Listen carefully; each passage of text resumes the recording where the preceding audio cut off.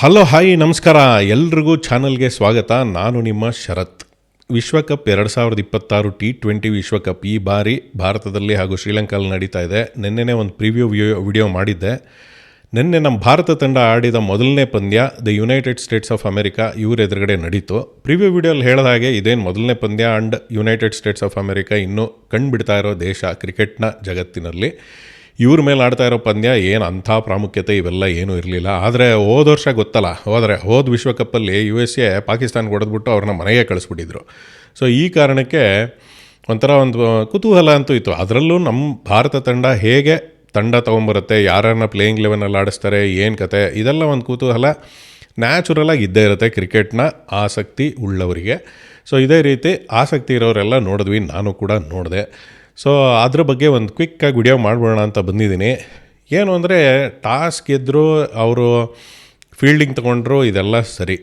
ನಮ್ಮ playing eleven ಹೇಗಿತ್ತು ನೆನ್ನೆ ಅಂದ್ಕೊಂಡಂಗೆ ಇತ್ತು. ಪ್ಲೇಯಿಂಗ್ ಲೆವೆನ್ ಒಂದೇ ಒಂದು ಆಶ್ಚರ್ಯ ಆಗಿದ್ದು ಅಂತಂದರೆ, ಅಥವಾ ಪ್ಲೇಯಿಂಗ್ ಲೆವೆನಲ್ಲಿ ಕಾಣಿಸ್ದೇ ಇರೋ ಮನುಷ್ಯ ಅಂತಂದರೆ ಬುಮ್ರಾಗೆ ಮೋಸ್ಟ್ಲಿ ನೆನ್ನೆ ಅದೇನೋ ಹುಷಾರಿರಲಿಲ್ವಂತೆ, ಏನೋ ಆಗಿತ್ತು.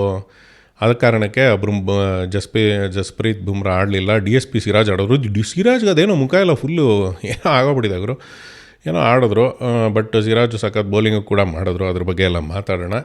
ಬಟ್ ಮೊದಲನೇ ಪಂದ್ಯ ಹೇಗಾಯಿತು, ಏನು ಕತೆ, ಫಸ್ಟು ಆಗಲೇ ತಮ್ಮನೇಲಲ್ಲಿ ನೀವೆಲ್ಲ ನೋಡಿರೋ ಹಾಗೆ ಸೂರ್ಯ ನಮಸ್ಕಾರ, ಸೂರ್ಯ ದೇವನಿಗೆ ನಮಸ್ಕಾರ ಅನ್ನಂಗೆ ನಮ್ಮ ಸೂರ್ಯಕುಮಾರ್ ಯಾದವ್ಗೆ ಒಂದು ನಮಸ್ಕಾರ ಮಾಡಬೇಕು. ಯಾಕಂದರೆ ಆ ಮನುಷ್ಯ ಇರಲಿಲ್ಲ ಅಂದರೆ ನಿನ್ನೆ ಮ್ಯಾಚು ಮಾಟ ಹತ್ಕೊಬಿಟ್ಟು ಓಂ ನಮಃ ಶಿವಾಯ ಆಗೋಗ್ಬಿಟ್ಟಿರೋದು.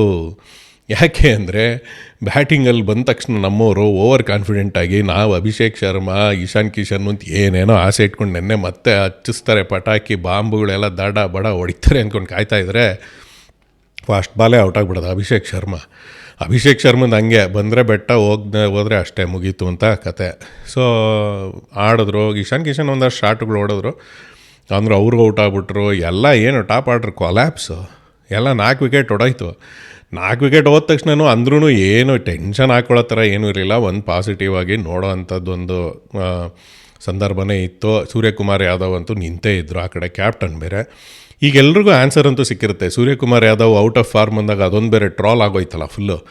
ನಾನು ಔಟ್ ಆಫ್ ಫಾರ್ಮ್ ಅಲ್ಲ, ಔಟ್ ಆಫ್ ರನ್ಸ್ ಅಂತ ಹೇಳಿದ್ದ ಆ ಮನುಷ್ಯ ಹೋದ ಸೀರೀಸ್ ಮುಂಚೆನೇ. ಆ ನ್ಯೂಜಿಲೆಂಡ್ ಸೀರೀಸಲ್ಲೇ ಸರಿಯಾಗಿ ಹೊಡೆದು ಔಟ್ ಆಫ್ ರನ್ಸಿಂದನೂ ಆಚೆ ಬಂದು ಅಮಾಂಗ್ಸ್ ದ ರನ್ಸ್ ಅನ್ನೋಂಗೆ ಆಗೋಯ್ತು.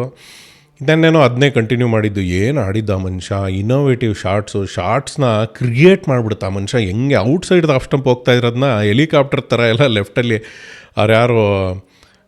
ಅವ್ರು ಯಾರೋ ಇದ್ನಲ್ಲಪ್ಪ, ಅವನು ವಸ್ತ್ರಕಾರ ಅಲ್ಲ, ಅದು ಎಂಥದೋ ಒಬ್ಬರ ಇದ್ದಾರೆ USA ಟೀಮಲ್ಲಿ,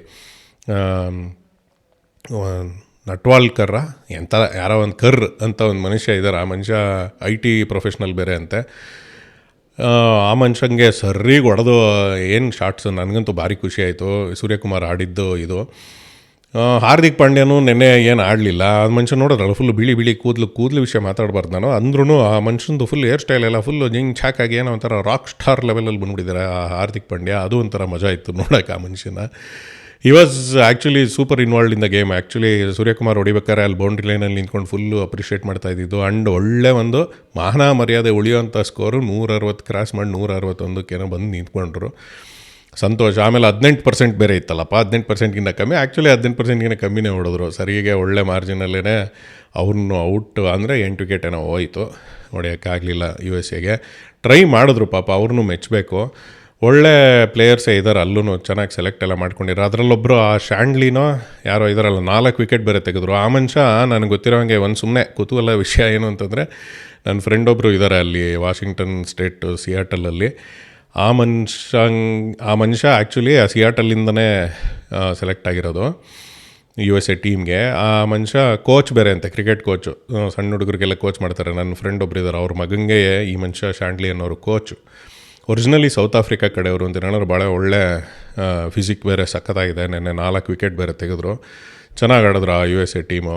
ವಿಕೆಟ್ಸ್ ತೆಗೆದು ಫಸ್ಟು ಟೆನ್ಷನ್ನೇ, ಏನು ಎಲ್ಲ ವಿಕೆಟ್ಸು ಹೋಯಿತು, ಇನ್ನೊಂದು ವಿಕೆಟ್ಗಳು ಅದು ಇದು. ಇನ್ನು ಸೂರ್ಯಕುಮಾರ್ ಔಟ್ ಆಗಿಬಿಟ್ಟಿದ್ದರೆ ಮರ್ಯಾದೆನೇ ಇರ್ತಾರಿಲ್ಲ. 100 ರನ್ ಹೊಡಿಯೋದೇ ಡೌಟು, 120 130 ಕಚ್ಕೊಳ್ಳೋದು. 110 ಹೊಡೆದಿದ್ರು ದೊಡ್ಡ ವಿಷಯ ಇತ್ತು ಅನಿಸುತ್ತೆ. ಹೊಡೆದ್ರು ನೆನ್ನೆ. ಹೊಡೆದ್ಮೇಲೆ ಬೌಲರ್ಸ್ ನಮ್ಮವರೆಲ್ಲ DSP ಸಿರಾಜು ಚಾರ್ಜ್ ತೊಗೊಂಡು ಎಲ್ಲ ಮಾಡಿದ್ರು. ವರುಣ್ ಚಕ್ರವರ್ತಿ ಇದ್ದರು. ಎಲ್ಲ ಚೆನ್ನಾಗೇ ಕೂಡ್ಕೊಂಡಂತೂ ಬಂದಿತ್ತು. ಮಾಮೂಲಿ ಇದೆಲ್ಲ ಏನು ಈಗ ಅಭಿಷೇಕ್ ಶರ್ಮಾ ಮತ್ತು ಇಶಾನ್ ಕಿಶನ್ ಇವ್ರಿಗೆಲ್ಲ ಫಾರ್ಮ್ ಔಟ್ ಆಯಿತು ಅಥವಾ ನೆನ್ನೆ ಏನೋ ಕೇರ್ಲೆಸ್ ಆಗಿ ಆಡಿದ್ರು, ಅದೆಲ್ಲ ಮ್ಯಾಚ್ ಎಕ್ಸ್ಪೀರಿಯೆನ್ಸು, ಬಿಗ್ ಸ್ಟೇಜು ಅಥವಾ ಒಂದು ಈ ಥರ ವಿಶ್ವಕಪ್ನಂಥ ಒಂದು ಇದರಲ್ಲಿ ವೇದಿಕೆಯಲ್ಲಿ ಆಡಬೇಕಾದ್ರೆ ಅದಕ್ಕೊಂದು ಎಕ್ಸ್ಪೀರಿಯೆನ್ಸ್ ಬರ್ತಾ ಬರ್ತಾ ಬಿಲ್ಡ್ ಆಗುತ್ತೆ. ಆಡ್ತಾರೆ ಆ ಮನುಷ್ಯನು, ಎಲ್ಲರೂ ಚೆನ್ನಾಗಿ ಆಡ್ತಾರೆ. ಮುಂದಿನ ಗೇಮ್ಗಳನ್ನು ನೋಡೋಕ್ಕೆ ಒಂದು ಕುತೂಹಲ ಇರುತ್ತೆ.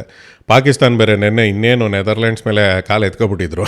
ಅವನು ಫಹೀಮ್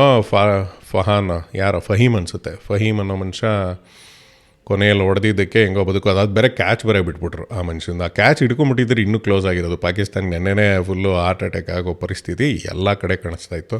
ವಿಶ್ವಕಪ್ ಒಳ್ಳೆ ಸಾಗದಾಗಿ ಕಾಣಿಸ್ತಾ ಇದೆ, ಚೆನ್ನಾಗಂತೂ ಇಂಟ್ರೆಸ್ಟಿಂಗಾಗಂತೂ ಇದೆ. ನೀವು ಎಂಜಾಯ್ ಮಾಡ್ತಾ ಇದ್ದೀರಾ ಅನ್ಕೊತೀನಿ. ವೆಸ್ಟ್ ಇಂಡೀಸ್ ಬೇರೆ ಆಡಿದ್ರು ಇನ್ನೊಂದು ಮ್ಯಾಚು. ಎಲ್ಲ ಭಾಳ ಚೆನ್ನಾಗಿ ಮುಂದುವರ್ಕೊಂಡು ಬರ್ತಾ ಇದೆ. ಮುಂದೆ ಹೇಗಿರುತ್ತೆ ಅನ್ನೋ ಒಂದು ಕುತೂಹಲ ನನಗಂತೂ ಇದೆ.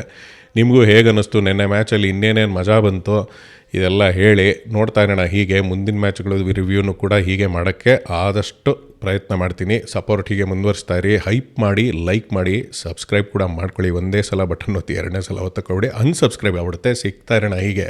ಬಾಯ್.